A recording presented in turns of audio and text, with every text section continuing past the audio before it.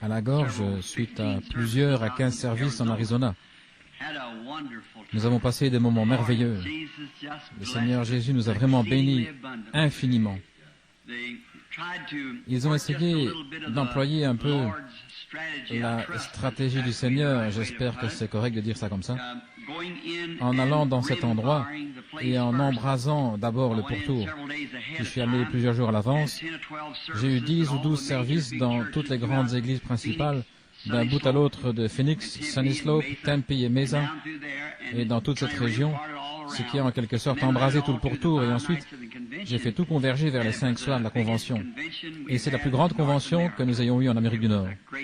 Une convention formidable, le petit déjeuner le plus grand, et aussi le banquet ce soir-là. Je ne pourrais vraiment pas dire combien de gens ont reçu le Saint-Esprit. C'était extraordinaire de voir le nombre de ceux qui ont reçu le Saint-Esprit et ceux qui ont été guéris, qui ont reçu le salut. C'est tout simplement merveilleux. Donc nous sommes reconnaissants à Dieu alors que nous voyons le temps qui avance. Beaucoup de grands hommes sont entrés. Frère Neville va beaucoup se réjouir de ceci. J'ai vu un ministre presbytérien du plus grand institut presbytérien de ce pays qui dansait dans l'esprit. Oh là là. C'était vraiment quelque chose. Il a reçu le Saint-Esprit. Ensuite, il m'a dit, j'ai eu une de vos bandes. Il a dit, elle n'était pas en très bon état, c'était un peu saccadé. Mais je l'ai apportée là-bas à mon institut, à l'université, et je l'ai passé. Et comme c'est un grand homme dans la psychologie, il leur a tous imposé le silence, eh bien, ils l'auront au moins entendu une fois, dit-il. Alors il a dit qu'après avoir reçu le Saint-Esprit, il s'est mis à danser dans l'esprit dans son église, et ils ont dit, révérend, quand allez-vous apprendre un nouveau pas de danse? Et il a dit, quand mon assemblée aura appris celui-ci. J'ai trouvé que c'était mignon, tout plein, vous savez, la hiérarchie presbytérienne qui dit, quand mon assemblée aura appris celui-ci. Ça, c'est une bonne chose. Il est comme un petit bébé. C'est tout nouveau pour lui. Eh bien, vous savez quelles compétences il lui faut avoir pour être professeur de psychologie dans la plus grande faculté presbytérienne de Boston, aux États-Unis. J'ai vu l'un des principaux chirurgiens cardiologues de Mayo prêcher l'évangile dans l'esprit, parler en langue. Oh là là. J'ai vu un autre spécialiste, un adventiste du 7e jour. C'était un spécialiste pour le cœur et la gorge aussi, un homme âgé, et il a reçu le baptême du Saint-Esprit. Il l'a reçu un soir dans les parvis, je lui ai imposé les mains, et il a reçu le Saint-Esprit. Il y a tellement de choses que notre Seigneur a faites pour lesquelles nous sommes reconnaissants, et spécialement de les avoir vues en ce moment. Alors je leur ai dit, vous rendez-vous compte de l'heure qu'il est, alors que les vierges endormies se mettent à réclamer de l'huile. C'est le moment où l'époux est arrivé, et les gens, ceux qui étaient prêts, sont entrés. Oh, je suis si content de savoir que nous vivons maintenant dans les derniers jours. Je crois que nous sommes en train de vivre dans l'un des temps les plus extraordinaires que le monde ait jamais connu, juste à la veille de la venue du Seigneur. N'est-ce pas merveilleux? Pensez-y. C'est pour très bientôt. Presque toute l'Écriture est déjà accomplie. Et donc nous l'attendons d'un moment à l'autre. Et c'est dans cette attente-là que nous devrions vivre. Ça peut arriver n'importe quand, d'un instant à l'autre. Soyez dans la prière, soyez prêts. Lors de quelques entretiens que j'ai eus aujourd'hui, l'un d'eux, j'ai rencontré un missionnaire qui venait de Formose, une femme courageuse. Elle a 73 ans et lui en donnerait environ 45. Elle est restée jeune fille et elle devait être très belle. Elle disait qu'elle avait été élevée dans un foyer chrétien où oui voulait dire oui et non voulait dire non. Elle a grandi sous cet enseignement strict. Elle a dit, Frère Branham, vers l'âge... Oh, elle a dit, vers 8 ans, j'ai pensé que j'avais donné ma vie au Seigneur Jésus. Elle a dit vers l'âge de 12 ans, j'ai été séduite par un certain ministre dénominationnel. Il m'a dit qu'il fallait que je reçoive la deuxième bénédiction. Et là, j'ai été terriblement induite en erreur dans la séduction. Mais elle a dit, vers l'âge de 17 ans, j'ai vraiment reçu le Saint-Esprit. Et elle est de retour maintenant pour essayer de réveiller quelques-unes de ces églises baptistes endormies. Elle a dit que de tout ce qu'elle a vu, il y a quelque chose qui est mort, et elle est elle-même baptiste. Elle dit que c'est bien ces églises baptistes mortes qu'il y a par ici. Elle les a appelées des morgues. J'ai dit, eh bien sans doute que lorsqu'on est au front, pensez-y simplement, moi qui ai 52 ans, elle était sur le champ missionnaire avant ma naissance. Et quand je pense que je me trouvais trop âgé pour aller sur le champ de mission, alors je pense, oh pardonne-moi Seigneur. Et elle est en forme, elle a encore toute sa capacité, toute sa vivacité d'esprit. Elle m'a raconté des expériences qu'elle avait vécues le long du chemin et combien l'évangile était nécessaire à Formose et en Chine et au Japon et ailleurs. Alors ils l'ont renvoyé du champ de mission en lui disant, une fois qu'on a dépassé 70 ans, on n'a plus le droit d'aller dans les champs de mission, vous savez. Alors ils l'ont renvoyée. Mais elle ne veut pas rester à ne rien faire. Elle va à toutes ces conventions baptistes et elle disait, Billy Graham, elle disait que sa manière d'apporter le message baptiste discréditait l'église baptiste.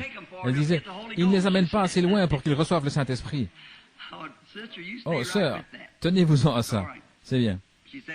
Elle disait que les Chinois là-bas, elle ne les laissait pas repartir en se contentant de dire « nous croyons Jésus-Christ ». Elle disait, ça c'était bien, mais elle disait qu'elle les faisait rester là jusqu'à ce que quelque chose arrive. Et alors, ils devenaient de vrais chrétiens. Et j'ai dit, voilà la manière de faire, sœur. Dites-leur simplement qu'ils restent là jusqu'à ce que quelque chose arrive. Qu'est-ce qui se serait passé si les apôtres avaient dit là, au bout de 9 jours, nous croyons que nous l'avons reçu. Voyez-vous, acceptons-le simplement par la foi et allons faire notre travail. Ça n'aurait jamais marché. Ils ont attendu là jusqu'à ce qu'ils sachent que quelque chose était arrivé. Et c'est le problème avec nous aujourd'hui. Nous ne restons pas assez longtemps. Eh bien, c'est pour ça qu'après, nous pouvons mener n'importe quel genre de vie, faire n'importe quoi, sans que ça nous dérange, parce que nous ne restons pas assez longtemps. Aujourd'hui, nous sommes dedans, demain dehors, comme ceci, comme cela. Et si nous restons assez longtemps, qu'on entre et qu'on ferme la porte derrière soi, alors on va y rester. On est scellé jusqu'au jour de sa rédemption. Je suis vraiment content de cela. Comme je l'ai dit, nous avons passé des moments formidables à Phoenix et dans toute la vallée, et beaucoup des chrétiens qui sont là-bas, beaucoup d'entre eux s'accrochent de toute leur force. Je suis monté sur la montagne du Sud, ma femme qui est là-bas au fond, et moi, un jour, les amis, mon frère Doc, a gardé les 2 filles, et frère et sœur Woods ont gardé le garçon, et moi et ma femme avons fait un deuxième voyage de noces. Elle a dit, Bill, tu sais, celui-ci était plus un voyage de noces que le premier. Il a dit, la première fois que nous sommes partis en voyage de noces, tout ce que j'ai fait, c'est rester assise au camp à attendre que tu reviennes de la chasse. J'avais utilisé une petite stratégie, en quelque sorte, vous savez. Je m'étais dit, bon, eh bien, je n'ai pas beaucoup d'argent. J'avais mis de côté dans une boîte de poudre à laver assez d'argent pour une partie de chasse. Mais cet automne-là, j'allais me marier. Alors, je m'étais dit, on va tout combiner ensemble, vous savez. Pendant ma partie de chasse, il y aurait aussi le voyage de noces, vous savez. Nous avions donc réuni les deux. Mais cette fois-ci, nous nous sommes rattrapés. Et vraiment, nous sommes allés là-bas. Et nous avons passé des moments merveilleux. Beaucoup de ceux du tabernacle y étaient. Je crois qu'il y avait frère Softman, sa famille là-bas au fond, et frère Tom Simpson, et les siens, et frère Maguire. Nous avons tous passé de très bons moments dans le Seigneur. Donc nous sommes montés sur la montagne du Sud, qui se trouve juste au sud de Phoenix. Nous sommes éloignés de la pression qu'il y a là-bas. La pression d'une ville moderne. C'est pas étonnant que, quand les gens ont commencé à se multiplier sur la terre, le péché et la violence se soient installés. Et j'ai regardé de là-haut, de l'endroit élevé, nous étions assis pour voir la vallée de Phoenix. Et j'ai dit à ma femme, je me demande, depuis que nous sommes assis ici, une quinzaine de minutes, combien de fois a-t-on pris le nom du Seigneur en vain dans cette ville? Eh bien, si on inclut les différentes agglomérations entre Tempe et Sunny Slope et les autres, eh bien, il doit y avoir tout près d'1 million d'habitants dans cette vallée. J'ai dit, il y a 300 ans, il n'y avait rien d'autre ici que des cactus et des coyotes. Et probablement qu'aux yeux du Seigneur, ce serait mieux ainsi, si c'était de nouveau comme ça, c'est vrai. Bien que la grande ville qu'ils ont construite là, et les maisons magnifiques et tout, c'est beau. Mais ce serait bien, ce serait mieux si les hommes et les femmes se promenaient dans les rues les mains en l'air en train de glorifier Dieu et de le remercier. Mais au lieu de ça, on jure, on fait la foire, on boit. Que la civilisation s'installe quelque part et la méchanceté s'y trouvera. J'ai dit, combien d'adultères ont été commis hier soir, la nuit dernière dans cette ville? Combien de gens étaient ivres, combien de foyers, combien de choses contraires aux bonnes mœurs ont été faites dans cette grande ville au cours de l'heure qui vient de passer. Ma femme m'a dit à ce moment-là, elle a dit quelque chose comme ceci alors que je réfléchissais à cela. Alors, à quoi ça sert de venir ici? Pourquoi as-tu quitté la maison pour venir ici? Alors j'ai dit, voici de quoi il s'agit. Après tout ça, ce qui représente certainement la majorité, il y a néanmoins une petite minorité là-bas. Combien de prières loyales se sont élevées hier soir là-bas, alors que les gens allaient se rendre au culte. Et il a été si bon envers nous. En effet, les églises étaient complètement remplies avant le coucher du soleil. Elles ne pouvaient même pas pénétrer sur le terrain qui les entourait. Et ces organisations et tout. Et le Seigneur a répandu son esprit et a béni les gens. Je ne les ai pas ménagés, j'ai frappé fort avec l'Évangile. Parfois, bien sûr, ça cogne, mais je ne connais pas d'autres moyens. Ce qu'il y a là-dedans, ça cogne. Donc, ça va cogner encore plus au tribunal du jugement, où il nous faudra affronter ça. Somme toute, ça a été glorieux. Et nous tenons à remercier l'Église ici d'avoir prié, d'avoir tenu bon pour nous et de nous avoir gardés près de la croix. Maintenant, comme je suis revenu à la maison, que je suis ici, je serais peut-être venu ce matin pour prier pour quelques malades. J'ai beaucoup d'entretiens qui attendent.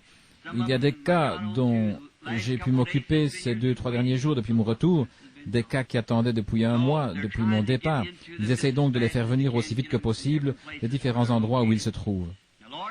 Si le Seigneur le veut, dans environ 2 semaines, j'irai à Tucson, qui se trouve plus au sud. Et maintenant, cette fois, les hommes d'affaires, pour que vous puissiez prier pour ceci. Je n'aime jamais faire quoi que ce soit sans croire d'abord que c'est la volonté du Seigneur. Aussi, la prochaine convention se tiendra à Modesto, puis de là à Washington, l'État de Washington, et à Zurich, puis en Palestine,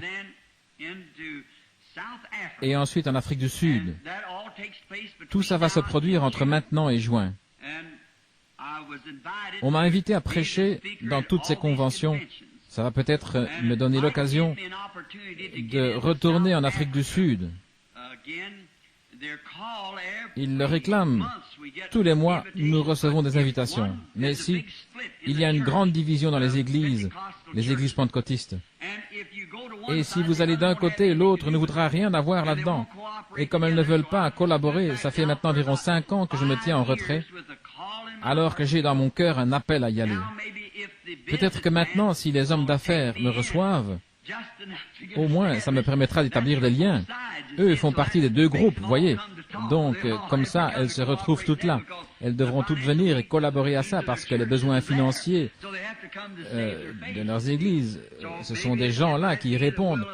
Alors, elles seront obligées de venir pour sauver la face, vous voyez. Donc, il se peut que ce soit la volonté du Seigneur. Cependant, je ne sais pas. Ça a l'air d'être une bonne idée, mais je ne sais pas.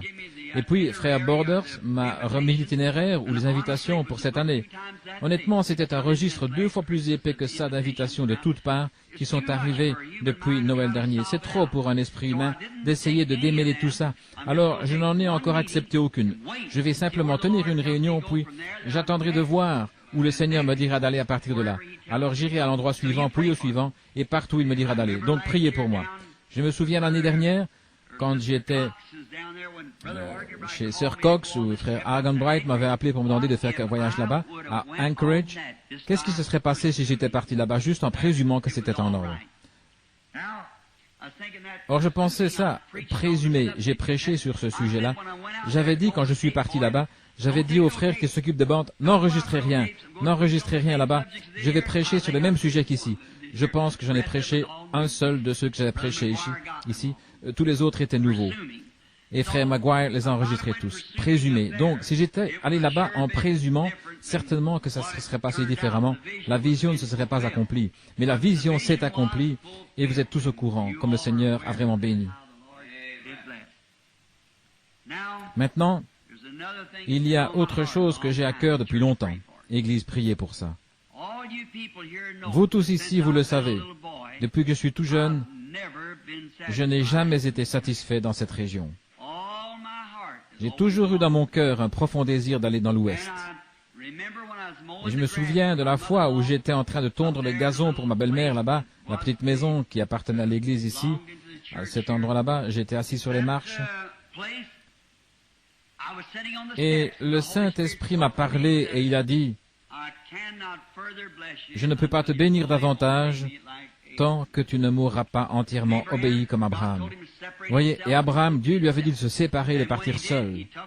Et à ce moment-là, il a emmené avec lui son père et son neveu.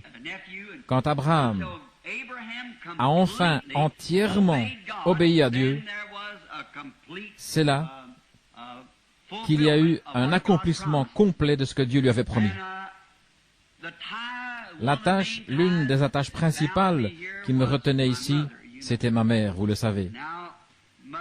Et maintenant, maman est partie pour être avec le Seigneur Jésus, et je ne sais pas quelle direction prendre, ce qu'il faut faire, alors priez pour moi. Maintenant, frère Neville, je me suis avancé sur l'estrade, je m'étais dit, eh bien, je vais y aller. Quelqu'un est venu me voir et a dit, oh, ils ont un service très complet ce soir. Il a dit, ils vont avoir un service de prédication, un service de chant, un service de prière, et puis la collecte, et ensuite, il a dit, ils ont le lavage des pieds, la communion, et un service de baptême. Je me suis dit, le pauvre frère, oh, tout ça. Je ne sais ce que c'est probablement après avoir prêché fort ce matin. Donc je me suis dit, je vais passer là-bas, peut-être qu'il voudra que je donne la communion. Et il a dit, voudrais-tu prêcher pour nous ce soir, si tu te sens conduit? Alors, je sais ce que ça veut dire. Donc, je me suis retiré, j'ai noté un passage de l'Écriture ici et pris quelques notes. Et peut-être que le Seigneur va m'aider à apporter juste un message court, d'environ 4 heures, après quoi nous aurons notre lavage des pieds et ensuite la communion. Et oh, peut-être que j'aurai terminé avant ça. Non, je faisais que vous taquiner. Environ 20 ou 30 minutes, après quoi nous aurons le service de baptême, le lavage. Et qu'est-ce qui suit ceci? La communion suit ceci, puis le service de baptême. Ceci dit, nous sommes heureux que vous vous fassiez baptiser. Maintenant, si Dieu le veut, et que ça lui est agréable, et que le pasteur est d'accord, et les gens aussi, dimanche matin prochain, je serai ici pour prier pour les malades, et pour prêcher, si le Seigneur le veut, ce dimanche qui vient, parce qu'il se pourrait que le dimanche d'après, je sois de nouveau parti. Aussi, quand je suis là, j'aime venir et prêcher ici, parce que frère Neville et moi, en tant que frères, nous sommes en quelque sorte associés ensemble, et nous nous aimons, et nous voulons rester proches, et nous entraider. Ça a l'air d'un sacrilège, mais j'espère que vous ne le prenez pas comme ça. Monsieur Corey m'a dit une fois, je participe à une campagne de promotion pour Luminaire et je vendais des ampoules pour la société. Il a acheté un stock énorme d'ampoules, suffisamment pour 4 ou 5 ans, et tout de suite après, je lui ai acheté une Ford, et il a dit, « Billy, je crois qu'on se rend mutuellement service. » Eh bien, c'est ça, on se donne un petit coup de main au moment opportun. Donc, c'est ça, nous savons comment venir en aide et nous assister mutuellement. Maintenant, abordons la partie sincère de ceci. Si je ne me trompe pas, je crois que c'est frère Biller là-bas tout au fond, un autre frère dans le ministère. Et aujourd'hui, quand je suis passé, frère Johnny Jackson était là dans la cour avec frère Creech. Est-ce qu'ils ont parfois un service ici, un service de baptême, je vois? Très bien. Nous pouvons mettre l'eau à leur disposition si eux se chargent des candidats. Nous avons toute l'eau qu'il faut. Maintenant, puisque nous allons avoir la communion, j'ai pensé que ce serait bien si je parlais de la communion pendant juste quelques minutes. Maintenant, avant d'aborder la parole, mettons tout de suite toutes nos manières enfantines de côté, juvéniles, et approchons-nous dans la présence de Dieu par la prière. Prions.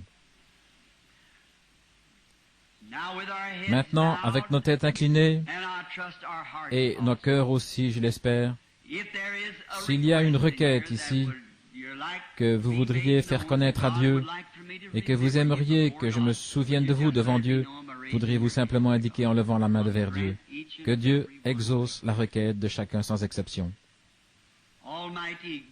Dieu Tout-Puissant, Père de notre Seigneur Jésus-Christ, qu'il a ressuscité des morts et l'a fait asseoir à la droite de la majesté divine, toujours vivant pour intercéder en notre faveur quant aux choses que nous croyons qu'il a accomplies pour nous et que nous confessons comme telles. Nous te prions, Seigneur Dieu, de pardonner ce soir nos péchés. Oh, nous voulons rester sous le sang en tout temps, car nous ne savons pas ce qui pourrait arriver. Nous sentons, Seigneur, que toutes choses sont pratiquement arrivées à leur terme, que la venue du Seigneur est proche. Nous allons bientôt faire un voyage. Et quand nous pensons à un voyage, nous pensons peut-être aux valises et à des vêtements supplémentaires, à des souliers supplémentaires. Mais quelle différence avec ce voyage-ci! Il ne s'agit pas de faire ses bagages, mais de les défaire, d'abandonner des choses. Comme l'a dit ton grand serviteur Paul dans l'Épître aux Hébreux au chapitre 12, nous rejetons tout fardeau et l'incrédulité qui nous enveloppe si facilement pour que nous puissions courir avec patience et persévérance dans la carrière qui est devant nous. Et nous ne pouvons pas prophétiser maintenant de bonnes choses en ce monde moderne. Tout ce que nous pouvons prophétiser par l'Esprit, ce sont des désastres, des difficultés, des tremblements de terre, des grands raz-de-marée, le soleil et la lune qui cessent de briller, l'Église dans l'âge de Laodicée, Christ qui a été mis à la porte qui frappe, cherchant à y entrer. Ô Dieu! Tout comme Michée autrefois, comment aurait-il pu bénir Akab alors que la prophétie était contre lui? Alors qu'Élie, ce grand et puissant prophète, s'était avancé vers lui, et parce qu'il avait ôté la vie à cet homme innocent, à Naboth, alors il avait dit, « Les chiens lécheront ton sang. » Alors comment Michée aurait-il pu prophétiser de bonnes choses? Comment les enfants remplis de l'esprit de nos jours pourraient-ils prophétiser du bien à un groupe de gens pécheurs et indifférents qui ont mis le Seigneur à la porte? Ô Dieu, nous ne voyons devant nous que l'amertume du jugement.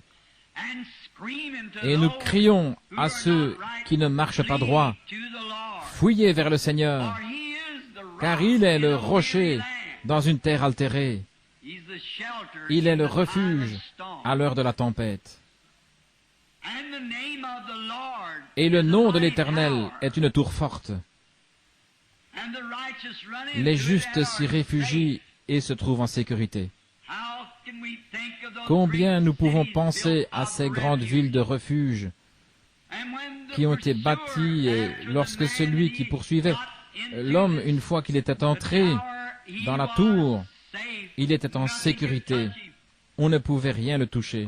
On ne pouvait rien contre lui. Ô Dieu, puissions-nous courir et aller en hâte auprès du Seigneur, car il est notre refuge et notre force, un secours qui ne manque jamais dans la détresse. Alors, en voyant avec l'œil de l'aigle, pour ainsi dire, les difficultés se préparer, les nuages s'amonceler, le tonnerre et les éclairs du jugement s'abattre sur la terre, nous savons que la tempête est proche. Ce soir, Seigneur, nous prions pour ceux qui ont levé la main. Père, je ne sais pas ce qu'ils voulaient. Toi, tu le sais. Je te prie de fournir à leur précieuse âme tout ce qui a été indiqué par leurs mains levées. Accorde-le, Seigneur. Guéris les malades. Console ceux qui sont abattus. Donne la joie aux opprimés. Donne la paix à ceux qui sont abattus. La nourriture aux affamés. Le breuvage aux assoiffés. La joie à ceux qui sont tristes. La puissance à l'Église. Seigneur, Amène Jésus au milieu de nous ce soir. Alors que nous nous apprêtons à prendre la communion qui représente son corps brisé, nous prions, Seigneur, qu'il nous visite d'une manière extraordinaire. Bénis cette petite assemblée, son pasteur bien-aimé, notre frère Neville, ainsi que sa famille, les diacres, les administrateurs et chaque personne présente. Bénis les autres, Seigneur, ceux qui partout dans le monde attendent avec joie la venue du Seigneur. Les lampes préparées, les verres bien polis, la lumière de l'Évangile qui brille dans les lieux obscurs. Maintenant, aide-moi, Seigneur, à prononcer ces quelques paroles. Bénis-les alors que nous les lirons et donne-nous-en le contexte, car nous le demandons au nom de Jésus. Amen. Maintenant, nous pourrions peut-être prendre dans le livre le chapitre 6 de l'Évangile de Saint Jean. Et ce serait bien si chacun de nous lisait le chapitre entier en rentrant à la maison. J'aimerais lire à partir du verset 47 jusqu'au verset 59 inclus, ce qui me servira de base pour construire un texte sur le sujet de la communion. C'est Jésus qui parle maintenant à la fête. C'était des moments importants, ces fêtes. Ils buvaient l'eau du rocher pour représenter le rocher qui était dans le désert. Et ils mangeaient en commémoration de la manne qui était tombée bien des centaines d'années auparavant. C'était simplement une fête de la Pâque, comme nous en avons une ce soir.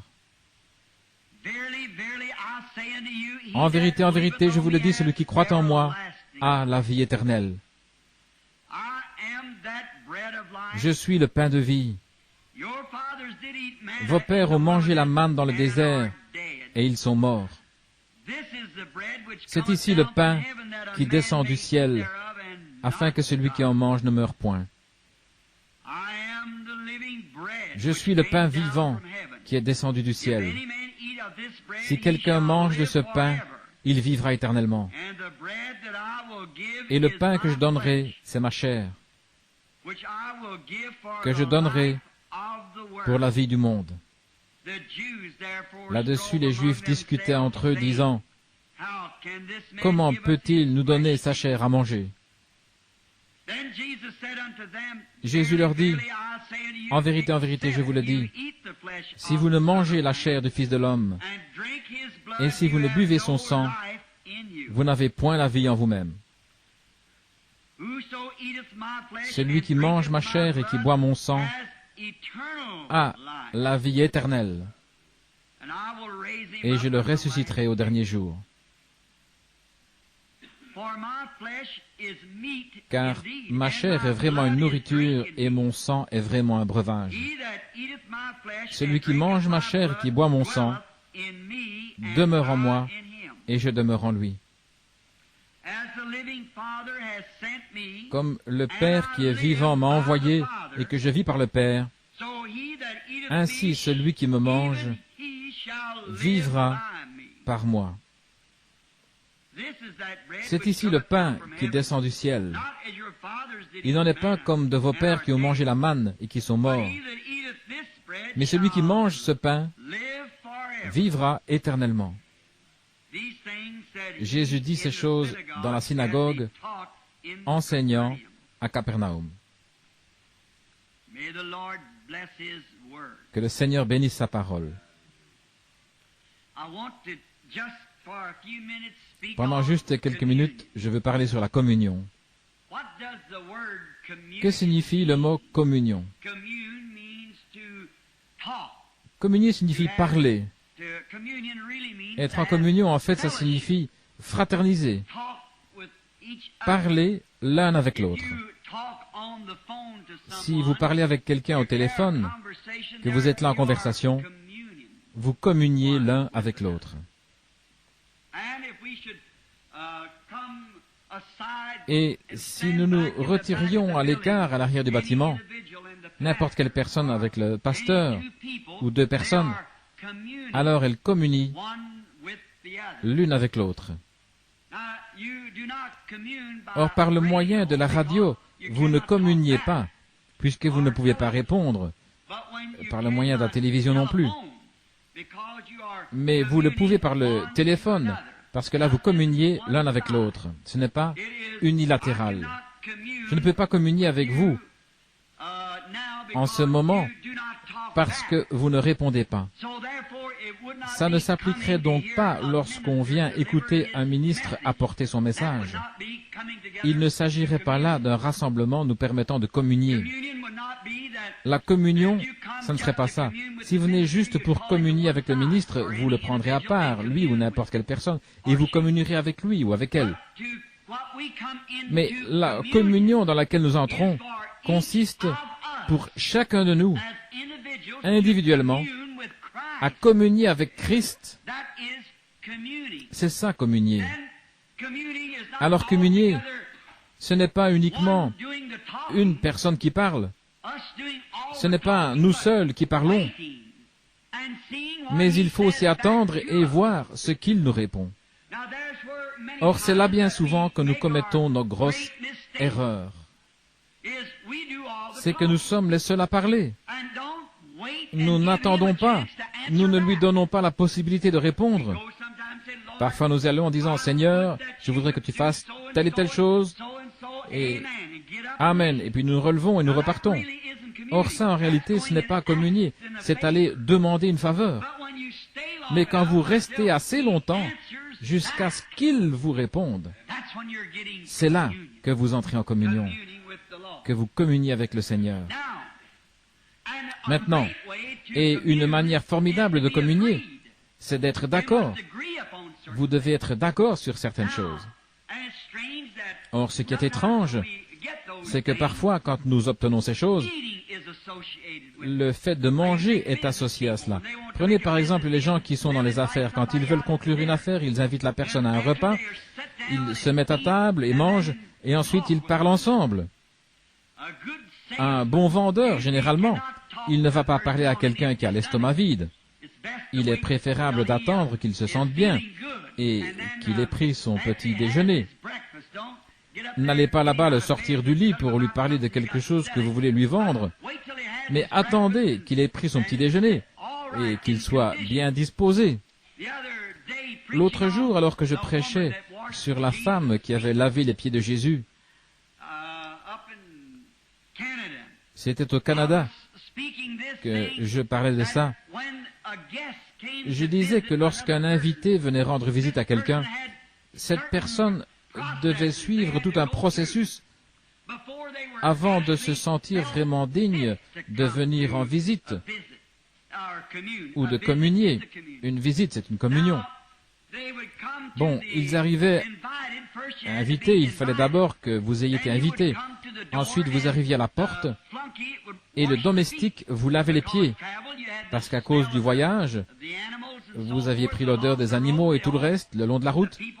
Si les gens voyageaient sur la même route que les animaux, et il y avait là l'odeur et la poussière qui s'étaient incrustées dans le vêtement palestinien, et ça se déposait sur les jambes en sueur et sur le visage qui n'était pas couvert et sur les mains.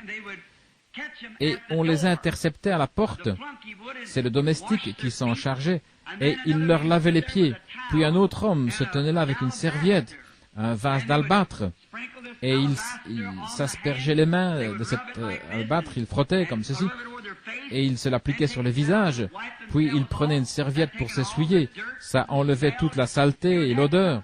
Ça contenait un produit rafraîchissant, comme du menthol, ce qui faisait qu'ils se sentaient mieux. Puis quand ils entraient, on ne gardait pas ces vieilles chaussures sales pour marcher sur ces beaux tapis. Alors ils étaient chaussés de petites, comme de petites pantoufles d'intérieur. Donc les invités entraient, et alors l'hôte leur donnait un baiser de bienvenue. Voyez, vous ne voudriez pas que l'hôte vous donne un baiser si vous vous sentez mauvais. Vous ne voudriez pas marcher sur les tapis en étant sale. Alors l'hôte vous donnait un baiser de bienvenue, et vous étiez alors considéré comme faisant partie de la maison. Et Dieu a de telles pratiques. Avant que nous soyons vraiment prêts pour entrer en communion avec Dieu, il nous faut d'abord être lavés par les eaux de la parole, la séparation, les eaux de séparation qui nous séparent de notre péché. Or d'abord, vous ne pouvez pas parler à Dieu, vous ne pouvez pas communier avec Dieu. D'abord, vous devez vous repentir de ce que vous avez fait, parce que vous ne pouvez pas croire correctement avant de vous être repenti. Seigneur, pardonne mon incrédulité. Voyez, pardonne mon incrédulité. Vous devez d'abord vous repentir. Et lorsque vous vous repentez, alors vos péchés passés sont pardonnés et vous devenez un candidat pour le baptême.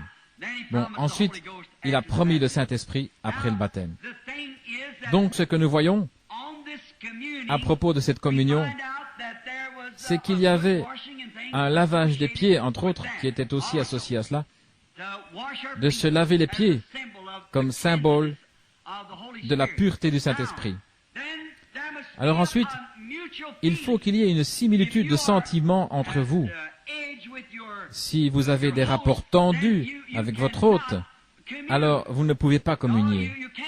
Vous ne pouvez pas, parce que vous êtes en désaccord avec lui. Mais si vous êtes en accord, alors vous pouvez communier. Donc, c'est la même chose quand nous venons à la table du Seigneur. Nous devons être en accord avec sa parole. Voyez, nous devons être nés de nouveau, avec l'Esprit de Dieu en nous, qui dit « Amen » à chaque parole qu'il a écrite. Alors, nous pouvons communier avec lui. Nous avons ceci de Dieu, si notre cœur ne nous condamne pas, alors nous avons trouvé grâce devant Dieu. Nous savons que nous obtenons ce que nous avons demandé et réclamé, parce que notre cœur ne nous condamne pas. Or, si Dieu nous dit qu'il faut que nous naissions de nouveau et que nous n'avons pas reçu la nouvelle naissance, alors nous sentirons un peu drôle d'aller lui demander quelque chose, voyez-vous, parce que nous savons que nous n'avons pas rempli ces conditions. Alors, tout ce que nous pouvons faire, c'est la prière d'un pécheur. Mais nous parlons avec lui une fois que nous avons établi des rapports fraternels avec lui. C'est ce qui produit la communion. Maintenant, j'aimerais prendre quelques instants pour expliquer ceci, ce moyen de communion. Bon, nous prenons ce que nous appelons la communion, c'est-à-dire le pain et le vin. Ça a été tellement déformé qu'il n'est même pas bon d'en parler. Oh, comme ça a été déformé au cours des années. En fait, ça, ce n'est pas une communion. C'est simplement de garder un commandement. Voyez. Maintenant, la raison pour laquelle nous l'appelons la communion, c'est parce que ça vient de l'association que font les catholiques, qui déclarent que c'est la Sainte Eucharistie, qui est littéralement le corps du Seigneur Jésus. Mais ce n'est pas le corps du Seigneur Jésus.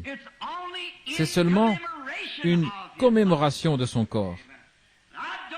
Et peu importe le nombre de prêtres ou de prédicateurs ou quelle que soit la personne qui bénit ça, c'est toujours du pain et du vin. Et il n'y a aucun prêtre. Et pourtant, c'est ce qu'ils disent, que Dieu est obligé d'écouter le prêtre quand il transforme la communion, ce qu'eux appellent la communion, l'Eucharistie, en corps littéral du Seigneur Jésus. Alors le croyant prend ça, et c'est ça qui est la communion. C'est faux. Communier, c'est parler à. Communier avec quelque chose à quoi vous pouvez parler et qui vous répond. C'est ça la communion. Une hostie ne peut pas répondre. Donc en réalité, la vraie communion, c'est quand le Saint-Esprit répond. Quand vous lui demandez et qu'ensuite il répond. C'est ça, la communion correcte. Ceci, nous le prenons en commémoration de sa crucifixion et de sa résurrection. Mais ce n'est pas une communion. C'est comme ça que nous l'appelons, mais ce n'en est pas une. Ça vient de l'Église catholique qui prend cette hostie, comme nous avons examiné la mise en place dans ces choses l'autre jour en traitant du paganisme contre le christianisme. Il est dit que cette petite hostie ronde est le corps littéral de Christ.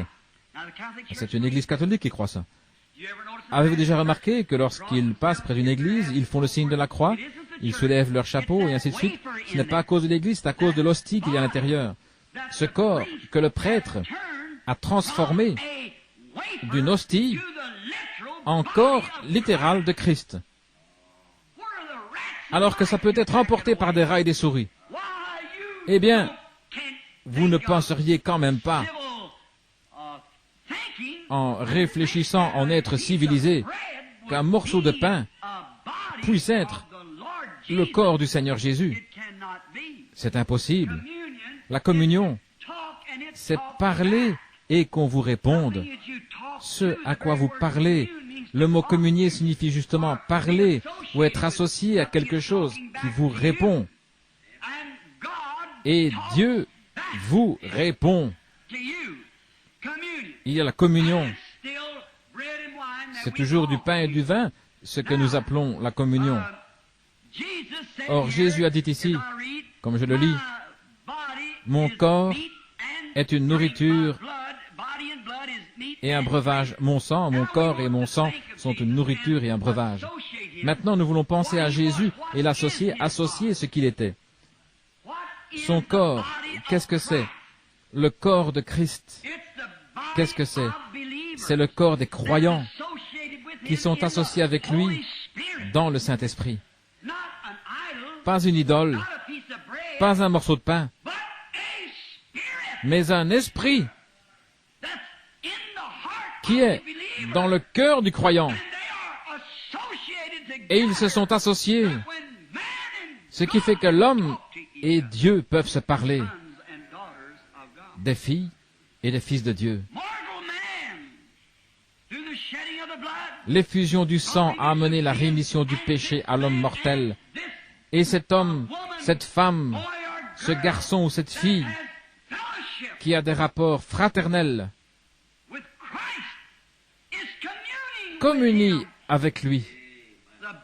Le corps, comme un mari et sa femme s'assoient ensemble pour discuter, ou un garçon et sa petite amie, de même Christ et son Église communient ensemble. C'est pour cette raison que nous pouvons l'entendre nous parler, que nous pouvons voir l'avenir d'avance et que nous pouvons prédire l'avenir. Et c'est parfait. C'est parce que nous communions avec un Dieu qui tient l'éternité dans sa main. Nous communions l'un avec l'autre, le corps de Christ, le corps mystique spirituel de Christ, pas associé à une quelconque idole, ou à du pain, ou du vin, mais c'est sous une forme spirituelle. Or, Jésus a dit la même chose. Prenez Saint Jean, le chapitre 4, lorsqu'il parlait à la femme au puits. Elle disait quelque chose comme « Nos pères ont bu à cette source, et ils ont creusé ce puits, Jacob, et il a donné de cette eau à ses enfants et à son bétail. Et toi, tu dis qu'il faut adorer dans cette certaine ville, alors que d'autres disent sur cette montagne. » Jésus a simplement dit un instant, nous sommes des Juifs, et nous comprenons ce que veut dire adorer. Mais, femme, écoute ceci. L'heure vient, et elle est déjà venue, où les vrais adorateurs adoreront Dieu en esprit et en vérité. Ta parole est la vérité.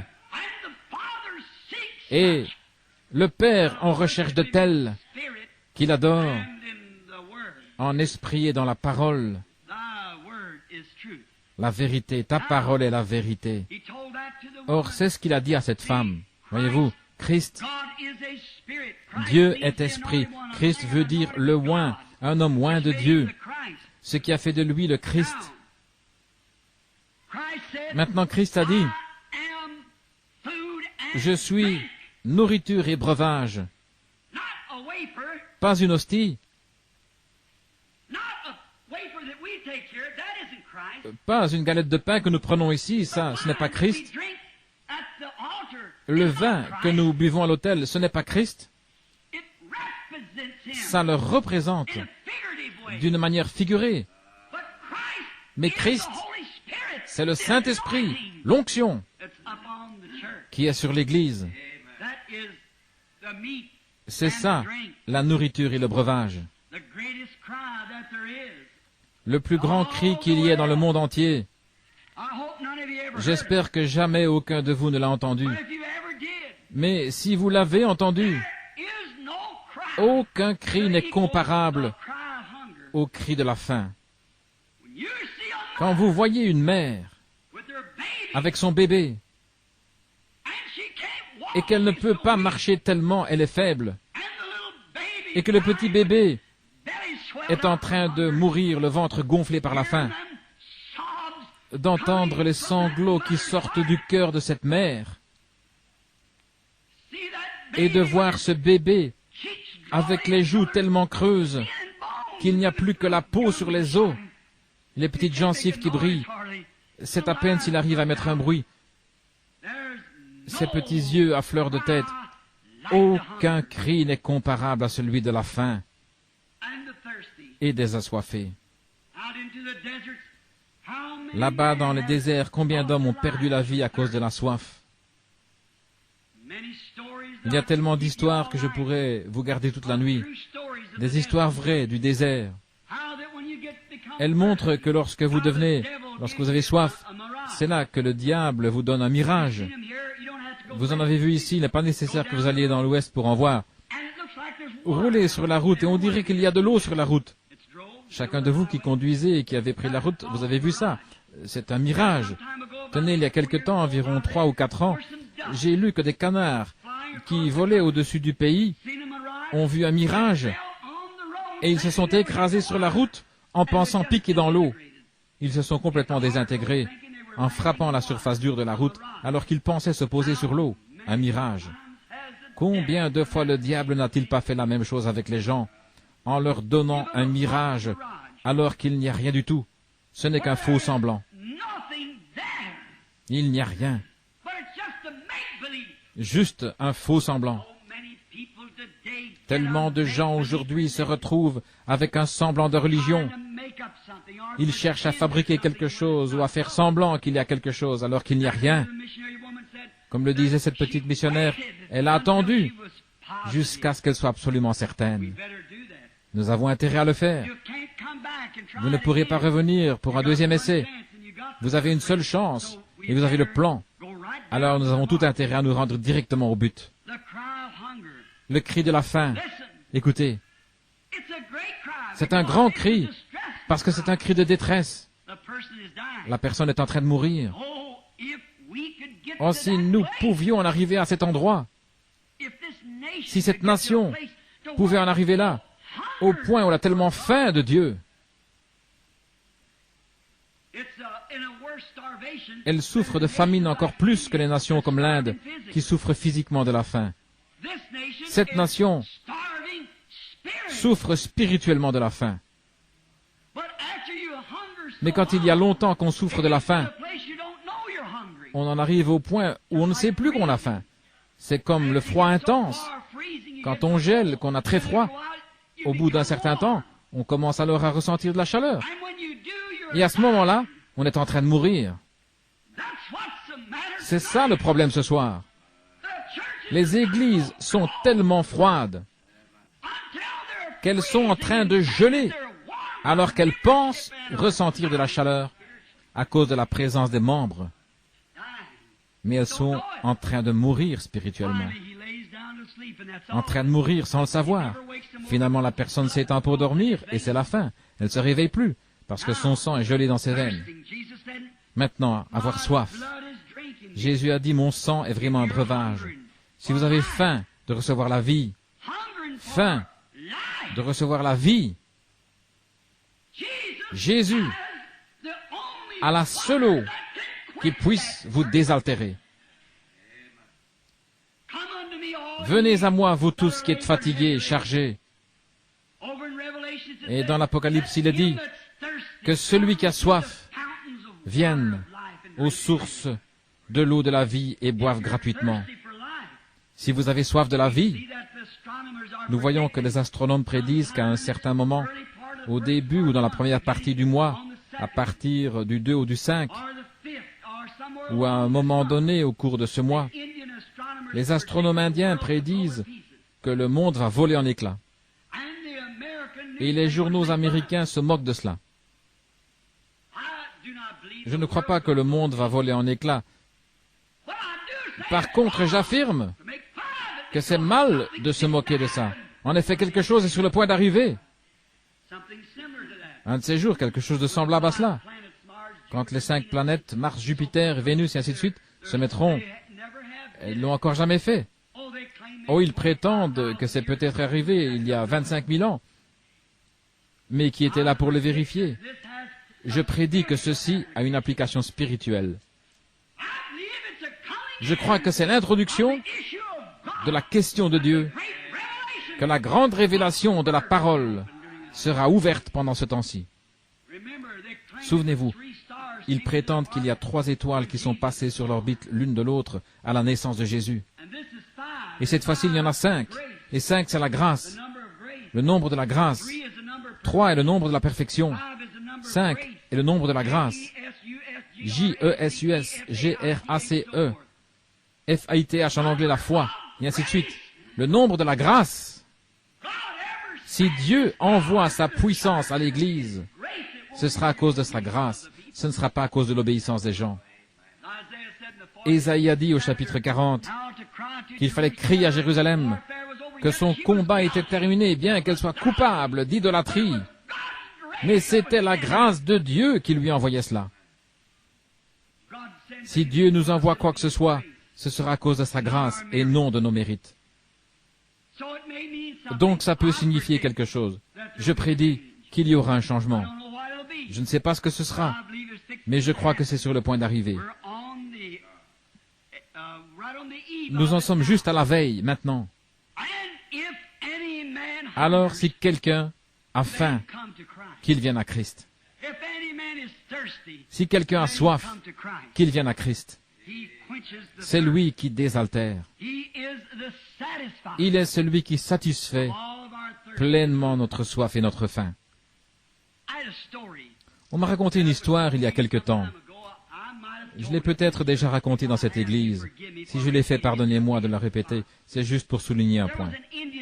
Il y avait un guide indien, ou un genre de surveillant pour les Indiens. Il voyageait sur les terres des Navajos et il s'est perdu. Il s'appelait Coy. Il suivait un sentier qu'empruntait le gibier. Et il s'est dit, maintenant, si je suis sur ce sentier, je trouverai certainement de l'eau. Son cheval avait tellement soif qu'il avait la langue pendante, desséchée. Ses naseaux étaient devenus rouges, étaient recouverts d'une croûte de sable. Lui, il avait tenu son mouchoir sur son visage pendant les tempêtes de sable, si bien qu'une croûte s'était formée dessus. Le manque d'eau allait le faire périr. Il conduisait son cheval au moment où il a trouvé le sentier, et il s'est dit, quand il est monté sur son cheval, en apercevant ce sentier qu'empruntait le gibier, il s'est dit, certainement, il va me mener vers de l'eau. Il enfourche donc son cheval, et il se met à suivre ce sentier.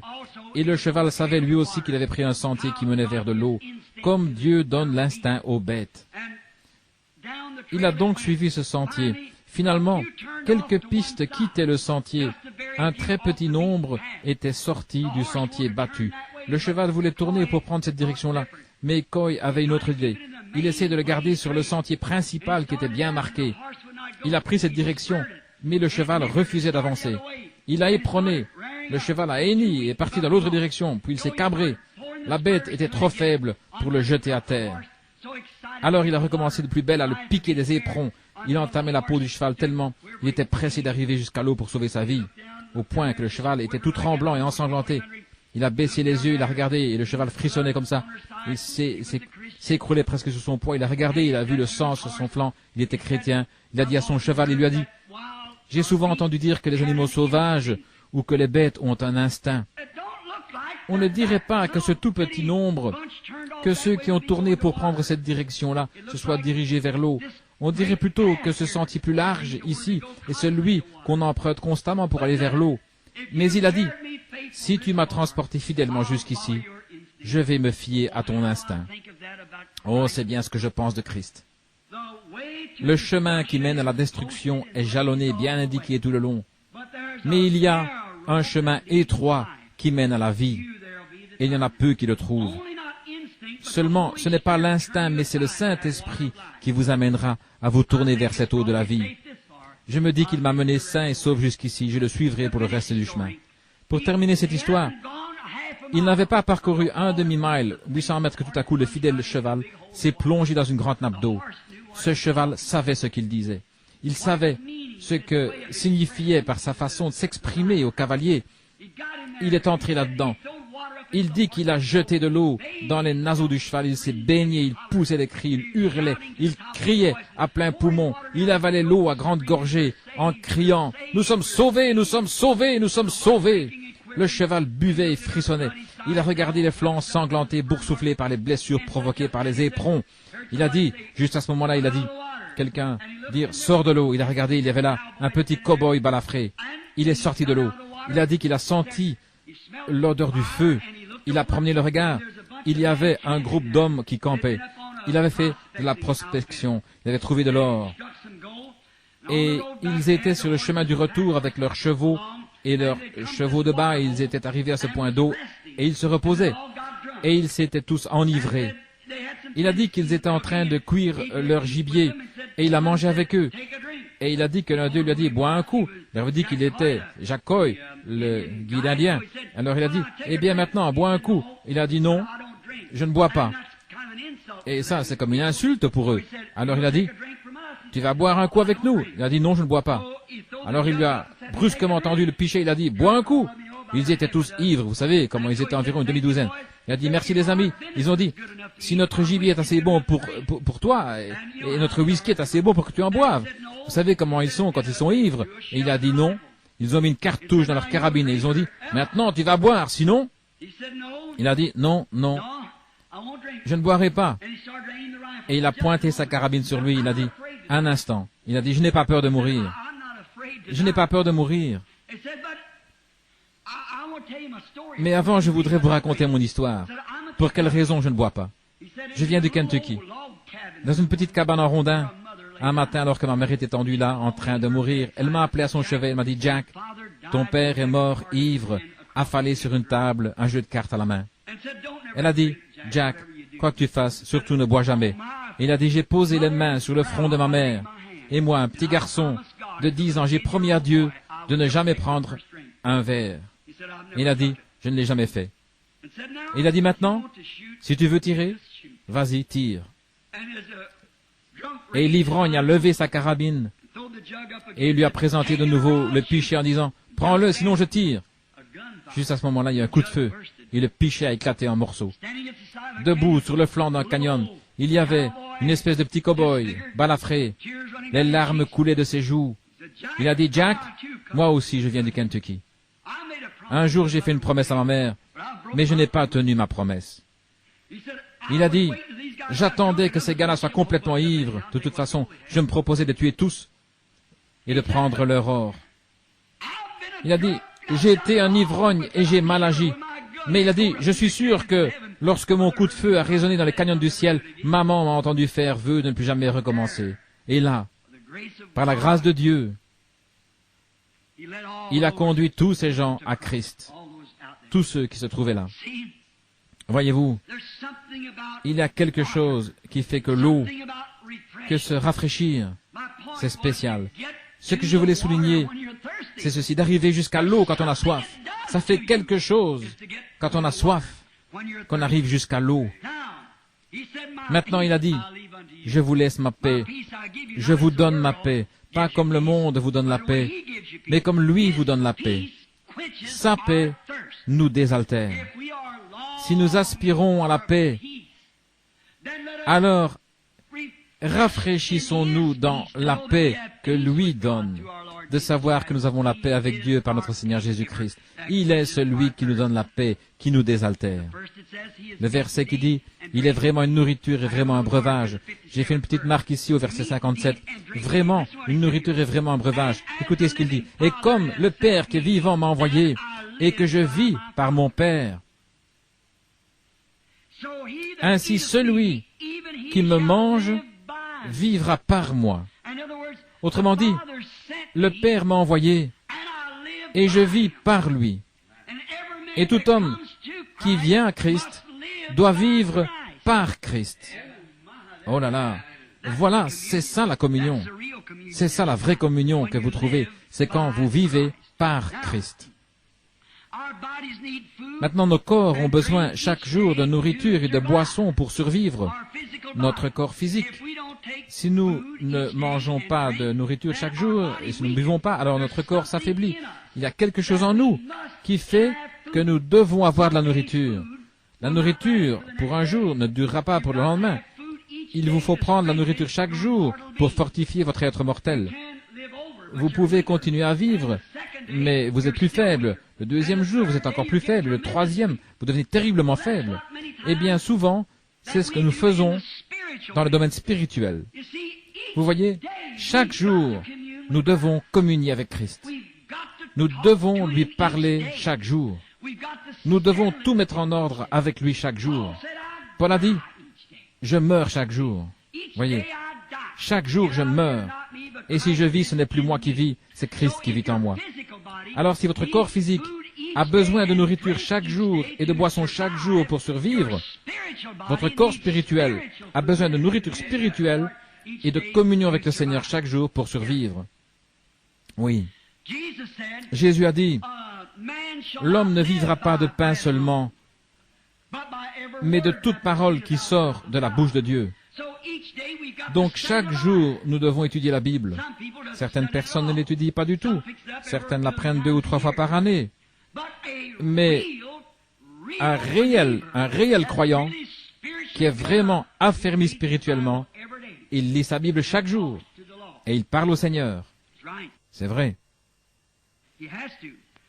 C'est nécessaire. L'homme ne vivra pas de pain seulement, mais de toute parole qui sort de la bouche de Dieu. Maintenant, une autre raison pour laquelle nous prenons de la nourriture, c'est pour fortifier notre corps afin qu'il résiste aux maladies. Si vous ne prenez pas de nourriture et que vous laissez votre corps s'affaiblir, alors il sera sujet aux maladies. Les maladies vont s'introduire dans le sang, et là vous êtes fini. Si votre sang n'est pas riche et pur, eh bien, ce qui arrivera, c'est que la maladie ira directement dans votre sang. Donc il faut que vous mangiez de la bonne nourriture, nourrissante, pour que votre sang conserve ses qualités. Si vous ne le faites pas, vous serez prédisposé aux maladies. C'est ça le problème avec beaucoup de chrétiens. C'est comme des plantes de serre chaude. Une plante qui sort d'une serre chaude, vous savez, il faut la dorloter. Elle ne sait rien des conditions atmosphériques. Elle ne sait rien du soleil et tout. Elle a été recouverte et dorlotée. C'est ça le problème avec trop de prétendus chrétiens. Ce sont des plantes de serre. C'est vrai. Sujet à attraper toutes sortes de microbes qui passent. Vous savez, il n'y a que les plantes délicates qu'il faut vaporiser, ou les plantes hybrides. Une vache Hereford, vous savez, lâchez-la dans le pré et lâchez-y une vache Longhorn. Cette Longhorn pourra se débrouiller toute seule parce qu'elle est de la race originale. Mais une Brangus ou une Hereford qui est issue d'un croisement, qui est hybride, c'est une vache qui a une meilleure apparence, c'est sûr, plus grasse et en meilleure santé. Mais si vous la lâchez là, ils ne peuvent pas se débrouiller, ils mourront. Il faut qu'on les dorlote, voyez. Et c'est ce qui se passe aujourd'hui. Nous avons beaucoup de chrétiens, mieux habillés, de plus grandes églises, et beaucoup d'instructions, beaucoup de théologie. Mais il faut les dorloter tout le temps. Il faut regarder les choses à travers leurs lunettes à eux, sinon on ne voit rien du tout. Ce qu'il nous faut, ce sont des chrétiens de race, nés sous le sang du Seigneur Jésus, qui ne tirent pas leur vie d'une théologie d'église, mais de la parole de Dieu, de la communion avec Christ. Alors que la parole entre dans le croyant, son corps spirituel est affermi. Pas un bébé de serre. Un certain ministre disait aujourd'hui, je l'ai entendu, il disait, lors d'une émission radio, il disait que lorsqu'il est arrivé au pays, il avait de gros problèmes de sinus et qu'on envisageait une opération. On lui avait dit qu'on allait faire ceci et cela, inciser et opérer, et qu'on allait retirer une partie des glandes de sinus qui provoquerait un affaissement de son visage, ainsi de suite. Et il disait qu'il avait pris des tonnes de pilules. D'après ce qu'il disait, il était obligé de prendre un certain nombre de pilules.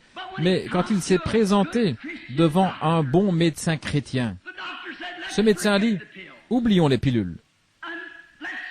Et oublions l'opération. et fortifions le corps pour qu'il puisse résister à la sinusite. C'est ça. Qu'est-ce qui fait que les gens ne vivent pas aussi longtemps qu'autrefois? Il faut recevoir une injection contre ceci, une injection contre cela, et on se vaporise avec toutes sortes de médicaments. Qu'est-ce que ça produit? Ça nous rend mous, gras, flasques, bons à rien. Alors que l'homme d'il y a longtemps, eh bien nous sommes allergiques à tout. Maintenant, les gens ont des allergies anormales et tout le reste.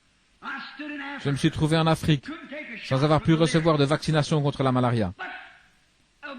Mais si un moustique porteur de malaria s'était posé sur ma main, j'aurais eu la malaria. Il ne bourdonne pas et c'est à peine si vous les remarquez. Il se pose simplement et ça y est, vous l'avez. Si vous restez en vie, vous l'aurez pendant 15 ans. Et parfois, vous en mourrez. Et les indigènes étaient là, dans leurs petites cases, les jambes couvertes de moustiques. Et ils étaient nus. Les moustiques les piquaient, des moustiques porteurs de malaria. Et ça ne les gênait pas du tout. Pourquoi? Ils étaient devenus immunisés. Ils avaient reçu de Dieu un vaccin.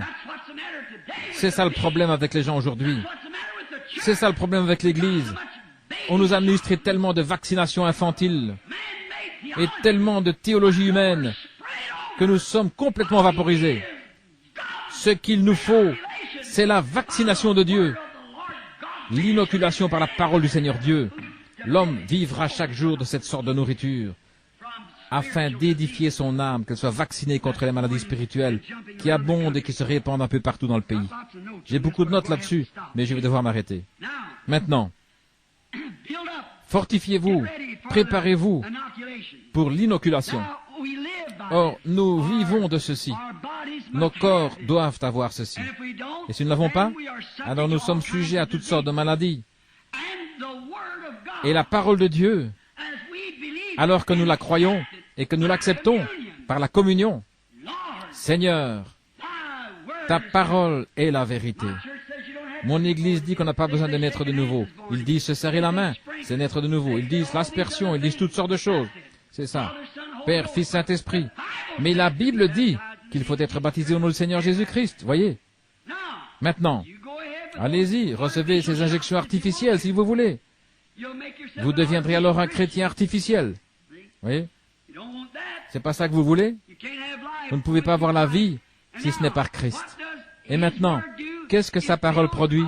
Elle édifie notre corps spirituel alors que nous communions avec lui. Elle le rend fort pour qu'il résiste au diable. Vous dites, Frère Branham, est-ce que vous dites au juste communier dans sa parole? Qu'est-ce que vous dites? Oui, il est la parole. Au commencement était la parole, et la parole était avec Dieu, et la parole était Dieu, et la parole a été faite chair, et elle a habité parmi nous. Et nous devons manger son corps. Alors son corps, c'est sa parole, puisqu'il est la parole. Et il a dit dans Saint Jean 15, « Si vous demeurez en moi et que ma communion, ma parole demeure en vous, alors vous pourrez demander ce que vous voudrez, et cela vous sera accordé. » Voilà, c'est vrai. Voyez-vous, demandez ce que vous voudrez. Qu'est-ce que vous faites? Vous fortifiez votre corps pour qu'il soit vacciné. Et quelqu'un se présente et dit, « Oh, poussez des cris de joie, notre Église ne croit pas à cela. » Voyez, vous êtes affermis. Quoi? Vous avez la communion en vous, la parole. Et vous êtes vacciné contre ça. Si un tas d'absurdités s'introduit, qu'en est-il? Il n'y a pas de parole là-dedans. Alors vous êtes sûr que c'est faux. Peu importe à quel point ça peut sembler vrai, si ce n'est pas la parole, laissez-le de côté. C'est ça, laissez-le de côté. Peu importe ce que ça peut produire, il faut que ça concorde avec la parole. En priant, j'ai cité Michée, qui se tenait là. Regardez, ça semblait vraiment être la bonne chose à faire.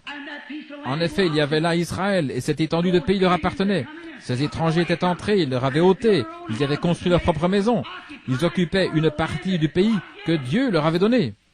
Il semblait donc que ces 400 prophètes hébreux avaient raison. Mais vous savez, Josaphat, il avait un côté spirituel. Il a dit, « N'en as-tu pas un autre ?» Il a dit, « J'en ai bien un autre, mais je le hais. Il ne fait que prophétiser du mal. » Il a dit, « Va le chercher, écoutons-le. » Et il s'est présenté là, il a dit, « Vas-y, vas-y, monte. » Mais j'ai vu Israël dispersé comme des brebis qui n'ont pas de berger. Et ensuite, il a raconté sa vision. Maintenant, qui avait la vision juste? Il semblait que c'était les 400 prophètes qui avaient raison. 400 hommes qui avaient reçu une solide formation, qui disent « Monte, l'Éternel est avec toi ». Sédécias avait même, Sédécias s'était fait 2 grandes cornes de fer. Il a dit « C'est avec ceci que tu repousseras les étrangers du pays ». Il était sûr qu'il avait raison. Il savait qu'il avait raison. Mais vous voyez, il avait tort. Et voici Michée, un seul contre 400. Et il dit, si tu montes, Israël sera dispersé sans berger. Les autres ont dit, monte, l'Éternel est avec toi. Maintenant, matériellement, ils avaient raison. Cet endroit appartenait effectivement à Israël. Mais la parole du Seigneur avait condamné Akab. Alors comment Dieu pouvait-il bénir ce qu'il avait condamné? On en est là aujourd'hui.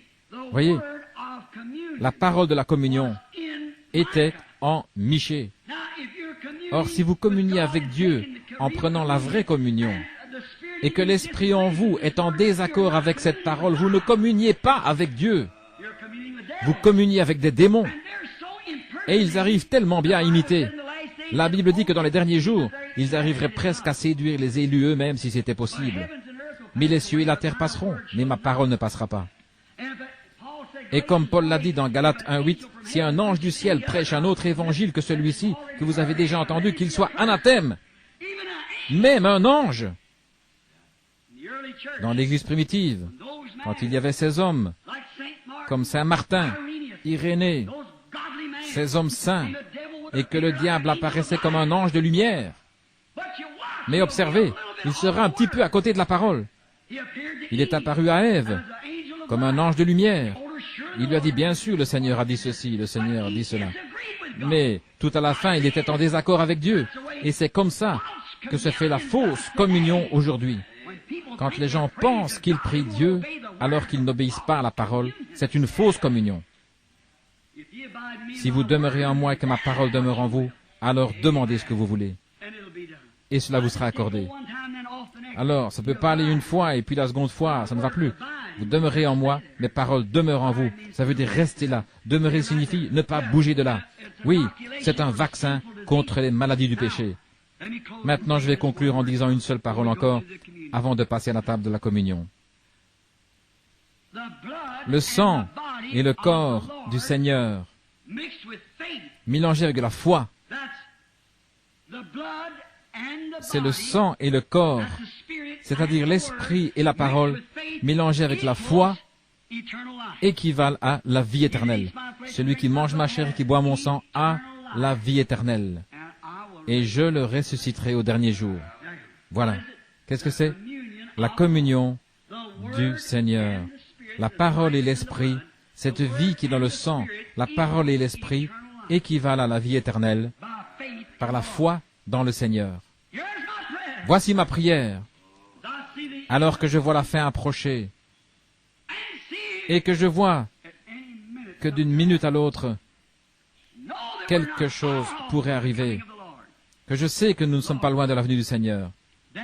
Seigneur, alors, au nom du Seigneur Jésus, le Fils de Dieu, permets-moi de prendre la parole, l'épée, et de la brandir avec toute la foi que j'ai, me tailler un passage à travers toutes les puissances démoniaques jusqu'à ce que je voie Jésus par la communion de sa parole. Communiez avec sa parole. Si vous demeurez en moi et que ma parole demeure en vous, alors demandez ce que vous voulez et cela vous sera accordé. Comme c'est beau. Voilà la vraie communion. Munis de la parole et de l'esprit, de la foi pour la brandir ensemble. Demandez ce que vous voudrez et cela vous sera accordé. Prions.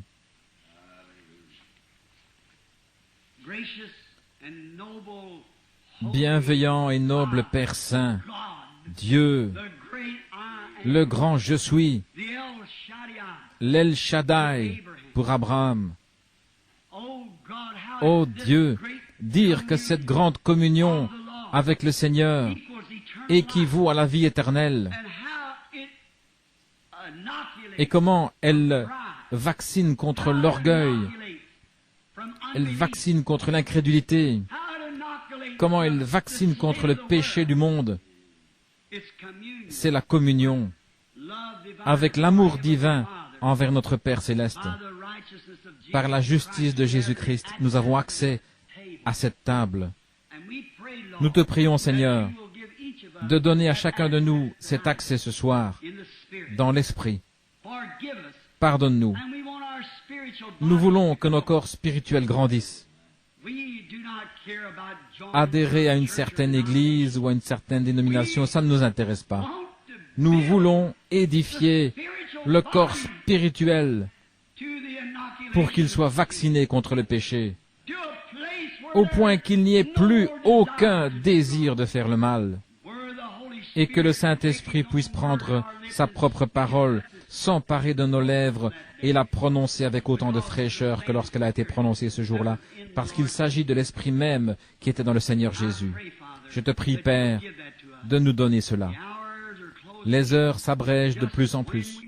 Nous ne savons pas au juste à quel moment le dernier sera sauvé, mais je prie ce soir, Seigneur, si certains ici ne te connaissent pas comme leur Sauveur, qu'ils puissent te trouver ce soir, alors qu'ils viendront dans l'eau du baptême, en commémoration, comme une confession à ce corps de croyants, qu'ils croient le récit qui dit que Jésus de Nazareth est né de la Vierge Marie et qu'il a été mis à mort, crucifié par Ponce Pilate, et qu'il a été ressuscité par Dieu le troisième jour, et qu'il est assis à la droite de la majesté divine ce soir, toujours vivant pour intercéder. Accorde-le, Seigneur, que cette même personne qui obéira au commandement de la Bible, repentez-vous chacun de vous et soyez baptisés au nom du Seigneur Jésus-Christ pour la rémission de vos péchés, car il n'y a sous le ciel aucun autre nom qui a été donné parmi les hommes par lequel vous deviez être sauvés. Ô Dieu, que les gens en voient la sincérité et combien cette parole est inébranlable. Il n'y a sous le ciel aucun autre nom qui était donné parmi les hommes par lequel vous devez être sauvés, si ce n'est au nom de Jésus-Christ. C'est pourquoi l'apôtre a dit, repentez-vous chacun de vous et soyez baptisés au nom de Jésus-Christ pour la rémission de votre péché, et vous recevrez le don du Saint-Esprit. Car la promesse est pour chaque âge, en aussi grand nombre que le Seigneur notre Dieu les appellera. Seigneur, accorde que beaucoup de gens soient appelés ce soir. Il est aussi dit par notre Seigneur, nul ne peut venir à moi si mon Père ne l'attire. Et tous ceux que le Père m'a donnés viendront à moi. Mes brebis entendent ma voix. Un étranger, et si un étranger parle, une voix qui n'est pas scripturaire, tout de suite la brebis le reconnaîtra. Ô Dieu, si c'est ta voix, la Bible, ce qui est dit, alors chaque brebis l'entendra, parce que c'est la nourriture des brebis. Elles ont communié, elles savent quelle sorte de nourriture le pain donne à manger. L'homme ne vivra pas de pain seulement, mais de toute parole qui sort de la bouche de Dieu. Accorde le Seigneur que beaucoup voient et comprennent et viennent à toi ce soir. Ceux qui n'ont pas le Saint-Esprit, qu'ils n'attendent pas une heure de plus. Dans une heure, il sera peut-être trop tard. Ils ne seront peut-être plus ici. Père, alors que nous sommes assemblés autour de la table maintenant, afin de prendre cette représentation de ton corps brisé, s'il y a un péché au milieu de nous, Seigneur, nous te prions de nous pardonner. Tu as dit, lorsque vous vous réunissez, attendez-vous les uns les autres. Oh Dieu, s'il y a un péché quelque part dans cette assemblée, je prie que le sang de Jésus-Christ détache cet homme de son péché, ou cette femme, ce garçon, cette fille. Et Père, je te prie pour moi-même de me détacher de tout doute, de tout péché, de toute incrédulité, de tout. Nous savons que l'incrédulité est le péché. C'est le seul péché qui soit. Celui qui ne croit pas est déjà jugé. Le seul péché qui soit, ce n'est pas croire, c'est de ne pas croire la parole de Dieu. Et Père, s'il y a de l'incrédulité en moi, pardonne-moi, ô Dieu. Il y en a beaucoup aussi. Je te prie de me pardonner. Pardonne à mon assemblée que tu m'as donnée ce soir et nourris-les de ta parole, accorde-le. Et alors que nous prenons ces petits éléments commémoratifs de corps rompu de celui qui est ressuscité des morts et qui est vivant parmi nous au siècle des siècles, puissions-nous recevoir de lui la communion, Seigneur, la communion du Saint-Esprit. Accorde-le, Père, nous le demandons au nom de Jésus. Amen. Et maintenant, pour vous qui devez partir et qui ne pouvez pas rester pour le service de communion qui durera environ 15 minutes, nous ne sommes pas nombreux et nous prendrons la communion. Ce n'est pas une communion fermée, c'est absolument pour chaque croyant chrétien. Dieu ne trace pas de ligne de démarcation entre les baptistes, les méthodistes et ainsi de suite. Nous avons tous été baptisés dans un seul esprit pour former un seul corps, et nous sommes concitoyens du royaume de Dieu. S'il y a un inconnu parmi nous, que je ne suis pas beaucoup ici, je ne sais pas qui est membre et qui ne l'est pas, souvenez-vous, quelle que soit l'église dont vous faites partie, ça n'a aucun rapport. De toute manière, il n'y a qu'une seule église. Et vous n'y adhérez pas, vous y naissez, c'est vrai. Vous naissez dans cette Église de Dieu. Et nous prions que vous receviez Christ ce soir, que vous communiez avec lui alors que nous nous souviendrons de son corps rompu en prenant ces petits éléments de la Pâque. Puisse Dieu asperger nos cœurs et nos consciences avec le sang. Maintenant, ils vont apporter la communion et nous lirons maintenant dans 1 Corinthiens au chapitre 12. Nous allons prendre la communion immédiatement après ceci. Et nous avons confiance que Dieu vous bénira abondamment. Puis aussitôt que nous aurons lu ceci, ou juste avant que nous le lisions, si vous devez partir, eh bien, vous pouvez sortir tranquillement. Et soyez de nouveau parmi nous mercredi soir, et dimanche matin et dimanche soir. Et si vous pouvez rester pour prendre la communion avec nous, nous serons très heureux que vous le fassiez. Puis, tout de suite après, il y aura le Seigneur, il y aura le service de baptême, qui aura lieu, je pense, d'environ 15 minutes ou 20 je suppose. 1 Corinthiens, chapitre 11, verset 23. J'ai reçu du Seigneur ce que je vous ai enseigné, c'est que le Seigneur Jésus, dans la nuit où il fut livré, prit du pain. Et après avoir rendu grâce, le rompit, et dit, prenez et mangez, ceci est mon corps qui est rompu pour vous, faites ceci en mémoire de moi. De même, et après avoir soupé, il prit la coupe, et dit, ceci est la coupe de la nouvelle alliance en mon sang. Faites ceci en mémoire de moi toutes les fois que vous en boirez. Car toutes les fois que vous mangez ce pain, que vous buvez cette coupe, vous annoncez la mort du Seigneur jusqu'à ce qu'il vienne. C'est pourquoi celui qui mangera le pain ou boira la coupe du Seigneur indignement sera coupable envers le corps et le sang du Seigneur. Que chacun donc s'examine soi-même, et qu'ainsi il mange du pain et boive de la coupe.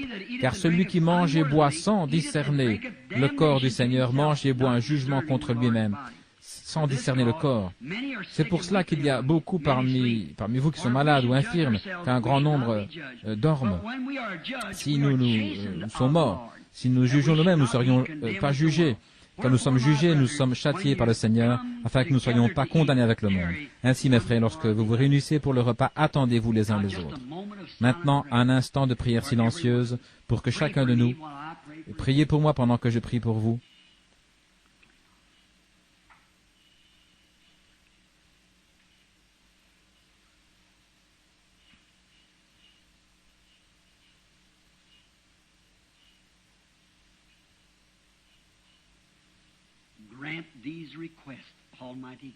Accorde ces requêtes, Dieu Tout-Puissant. Pardonne-nous nos offenses, comme nous pardonnons à ceux qui nous ont offensés. Nous demandons ceci au nom de Jésus-Christ. Amen.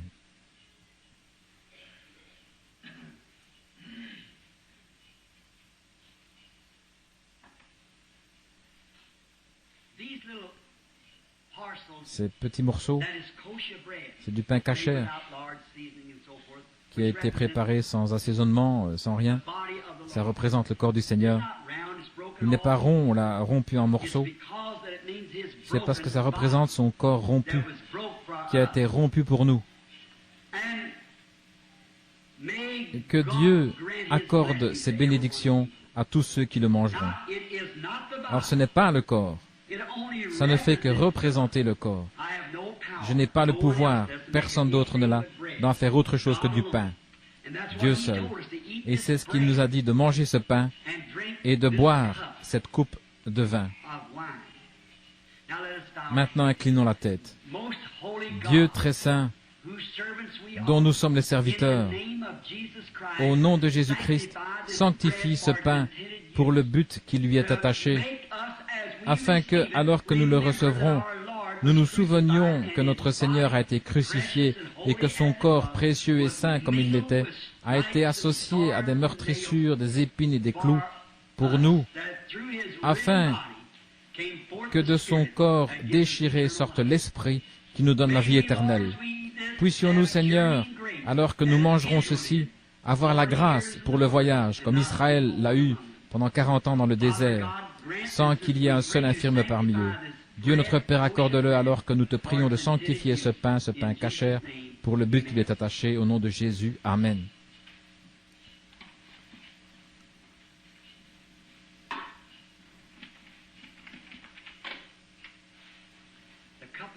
La coupe de la Nouvelle Alliance, le sang. Je pense à ce chant. Depuis que par la foi j'ai vu ce ruisseau, que tes blessures ouvertes alimentent, l'amour rédempteur a été mon thème et le sera jusqu'à ma mort. Quand je vois ce sang, le raisin, le sang du raisin, je sais qu'il représente le sang qui est sorti du corps du Seigneur Jésus. Puissent tous ceux qui recevront ceci avoir la vie éternelle. Que la maladie quitte leur corps, que la lassitude et la faiblesse, l'oppression, que le diable, sous toutes ses formes, les quitte, pour qu'ils aient une grande force, la santé et la vie éternelle, et qu'ainsi leur lumière brille devant cette génération méchante et adultère dans laquelle nous vivons, afin de glorifier Dieu. Père céleste, te présentons le fruit de la vigne. Au nom de Jésus-Christ, sanctifie-le, et qu'il représente le sang de ton Fils Jésus. C'est ce qui nous procure